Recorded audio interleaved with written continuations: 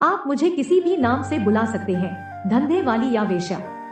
समाज में मुझे कभी भी इज्जत की नजरों से नहीं देखा गया है। मेरे पास हर तरह के ग्राहक आते हैं, इसलिए मुझे थोड़ी बहुत अंग्रेजी भी आती है। मैं मुंबई के करीब ही 15 किलोमीटर के दायरे में एक जिले में रहती हूँ। आप red light area near Mumbai शब्द डालकर कंप्यूटर पर सर्च करेंगे तो मेरा यह इलाका आसानी से मिल जाएगा। यहाँ पर तकरीबन 800 औरतें इसी धंधे में लगी हैं। यूँ तो हम समाज से अलग थलग रहती हैं, पर हमें सबकी खबर रहती है। सर्जिकल स्ट्राइक से लेकर ईवीएम घोटाले तक, कश्मीर में पत्थरबाजी से लेकर नक्सली इलाकों में औरतों से किए गए बलात्कार तक। आपके साफ सुथरे किरदार वाले समाज में हमारी जिंदगी के बारे में जानने की बड़ी इच्छा होती है, जैसे हमारा अतीत क्या था, हम कैसे इस दलदल में आई, हमारी बातचीत का लहजा क्या है, हमारा पहनावा, हमारी अछूत सी जिंदगी, हमारे ग्राहक और हमारे एचआईवी मरीज होने का डर। आप सब कुछ जानना चाहते हैं। कुछ लोगों को लगता है कि यह धंधा आसानी से पैसा कमाने का सबसे अच्छा तरीका है। लोगों को लगता है कि हम इस पेशे में मर्जी से आई है। मैं एक बात जानना चाहती हूँ कि आप किसी भी साधारण औरत से पूछिए कि अगर कोई मर्द आपको गलत नजर से देखता है तो कितना गुस्सा आता है, आप कितना असहज महसूस करती हैं। जब उसने आपको छुआ नहीं सिर्फ देखा तो आप असहज हो जाती है, तो हमें यह सब करके कैसे अच्छा लगता होगा। यह सोच जानबूझकर बनाई गई है कि यह पेशा अच्छा लगने की वजह से फल फूल रहा है। आपके सभ्य समाज ने इस चलन को मंजूरी सी दे दी है कि मर्द हमारे शरीर को नोचने, तोड़ने और काटने का हक रखते हैं। यह आसानी से पैसा कमाने वाली सोच बिल्कुल गलत है। इस पेशे में आने वाली लड़कियां ज्यादातर मजबूर होती है, अनपढ़ होती है, उनका परिवार बेहद गरीब और लाचार होता है, उनका कोई सहारा नहीं होता है। कोई उनका ही नजदीकी दोस्त, रिश्तेदार, पड़ोसी उनकी मजबूरी का फायदा उठाता है और पैसों के लिए ऐसे नरक में धकेल देता है। मेरे साथ काम करने वाली कुछ लड़कियां तो रद्दी से भी सस्ते दामों पर खरीदी गई हैं। आमतौर पर 14 साल से 15 साल की लड़की 2,500 रुपए से लेकर 30,000 रुपए के बीच खरीदी जाती है। साल 2017 में एक 16 साल की और दूसरी 14 साल की दो बहनों को सिर्फ 230 रुपए में खरीदा गया। दो लड़कियां 230 रुपए में बिक गईं। अगर दोनों लड़कियों का कुल वजन 80 किलो भी था तो इसका मतलब 3 रुपए प्रति किलो। जरा याद करके बताइए कि आपने पिछली बार रद्दी अखबार किस भाव में बेचे थे। शुरुआत के दिनों में खरीद कर लाई गई लड़कियों को समझाने का काम हमें ही करना पड़ता है। कोई भी लड़की सिर्फ बात करने से नहीं मानती, फिर उसे खूब डराया और धमकाया जाता है। बहुत सारी लड़कियां डर के चलते मान जाती हैं और जो नहीं मानती हैं उनके साथ बलात्कार करते हैं, मारते पीटते हैं, बार बार लगातार, जब तक वे इन जुल्मों के चलते टूट नहीं जाती और काम करने के लिए हाँ नहीं कर देती। पर कुछ लड़कियां फिर भी नहीं मानती, तब उनको बलात्कार करने के बाद बेहद बुरी तरह से सताया जाता है। कभी कभार उनकी हत्या भी कर दी जाती है या वह लड़की खुदकुशी कर लेती है। ऐसी लड़कियों की लाश नदी किनारे या जंगल में पड़ी मिल जाती है, जिसे लावारिस बता दिया जाता है। मैं 18 साल से इस पेशे में हूँ। मैंने भी डर और जख्मों को भोगा है, हर पल मौत से भी बदतर रहा। दूसरी लड़कियों को इस दलदल में धकेले जाते हुए मैंने देखा है और कोई कुछ नहीं कर पाता। हम सिर्फ एक शरीर है। आपका साफ सुथरा समाज सब कुछ देखता है और अपने काम में लग जाता है।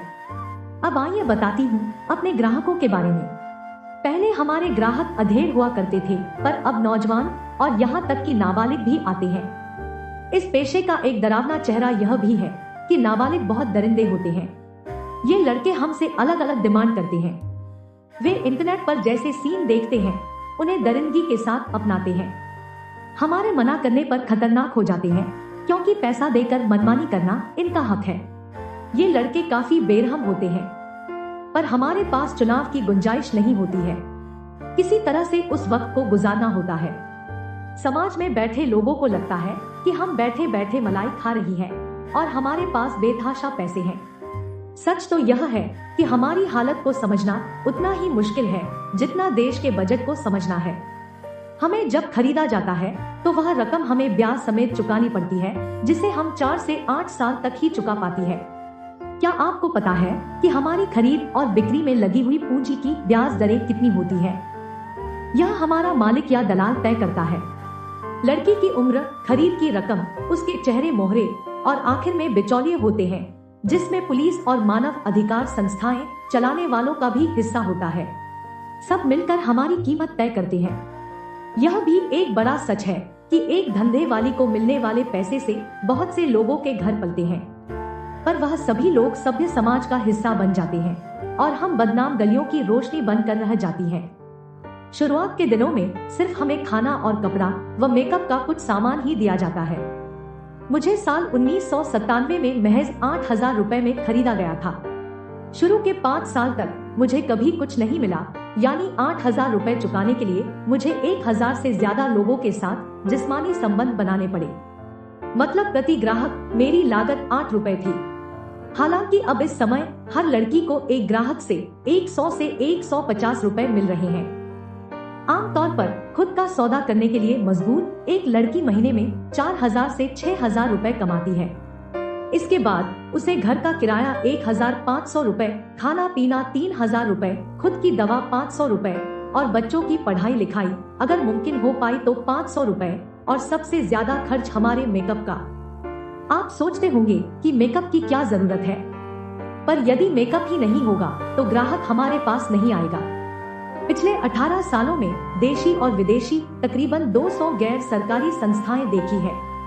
इनमें से 7 से 8 को छोड़कर बाकी सब फर्जी हैं। ऐसा लगता है कि सरकारी और गैर सरकारी संस्थाएं मिलकर हमारी बस्तियों को बनाए रखने के लिए काम कर रही हैं। हमारे लिए ऐसी संस्थाएं चंदा मांगती हैं, डॉक्यूमेंट्री फिल्में बनाती हैं, पर वह चंदा हमारे पास कभी नहीं पहुंचता।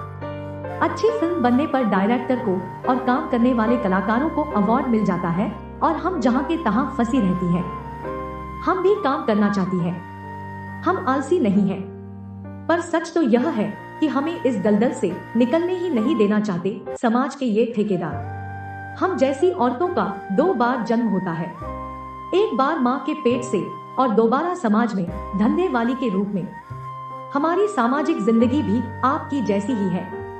हम भी उत्सव मनाते हैं, जैसे ईद, दिवाली, क्रिसमस, सब कुछ। उसकी बहुत बड़ी वजह है कि हमारे इलाके में सभी राज्यों से और विदेशी जैसे नेपाल, बांग्लादेश, म्यांमार, रूस, आयरलैंड और भी बहुत से देश की लड़कियां इस चक्रव्यूह में फंसी हुई है। हमारा रहन सहन पहले अलग था, पर अब नहीं है। हमारी भाषा अलग है, हमारे धर्म अलग है, हमारी जाति अलग है, पर 18 साल से एक साथ रहते रहते हम लोगों ने एक दूसरे को अपना लिया है। क्या आपने कभी सुना है कि ऐसे इलाके में कभी दंगे हुए, झगड़े हुए? नहीं, कभी नहीं सुना होगा आपने, क्योंकि हम एक दूसरे के दर्द के रिश्ते से जुड़ी हुई है। मुझे कभी कभी फख्र महसूस होता है खुद के धंधे वाली होने पर, क्योंकि हम में बहुत एकता है, प्यार है, ईमानदारी है, इंसानियत है, हम में दर्द है और दर्द के होने का एहसास भी जिंदा है। पर जिस समाज से आप आते हैं, उस समाज में इन सारी बातों के लिए कहीं कोई जगह नहीं है और इसीलिए हमारे लिए भी आपके उस समाज में कहीं कोई जगह नहीं है, न दिल में न समाज में। अगर कुछ मिला है तो वह है नफरत और बात बात पर वेश्या की गाली। आपके लिए यह गाली होगी, पर यह हमारी जिंदगी है, एक ऐसी जिंदगी जिसको हमने खुद नहीं चुना। हमें जबरन इसमें धकेला गया और निकलने नहीं दिया जा रहा है। एक बार दिल पर हाथ रख कर बताइए कि क्या आसान है एक धंधे वाली की जिंदगी। अगर आप सोचेंगे तो आप जरूर समझेंगे कि क्या क्या तकलीफें हम झेलती हैं। जिंदगी हमारी जिल्लत से भरी है। हमारा आपकी तरह कोई घर नहीं होता, आपकी तरह परिवार नहीं होता, आपकी तरह समाज नहीं होता। हम अपना परिवार खुद बनाती हैं। हमारे परिवार के सदस्य अलग अलग जाति, अलग धर्म और अलग मजहब के होते हैं। जैसी जिंदगी आपकी है, हम भी ऐसी ही जिंदगी चाहते हैं। हम भी चाहते हैं अपने माँ बाप के साथ रहना, भाई बहन के साथ खेलना, बच्चों के साथ खुशियां मनाना। हम भी चाहते हैं कि हमारा भी एक जीवन साथी हो जो हमें जान से ज्यादा प्यार करे, हमारे हर छोटी बड़ी खुशियों का ख्याल रखे।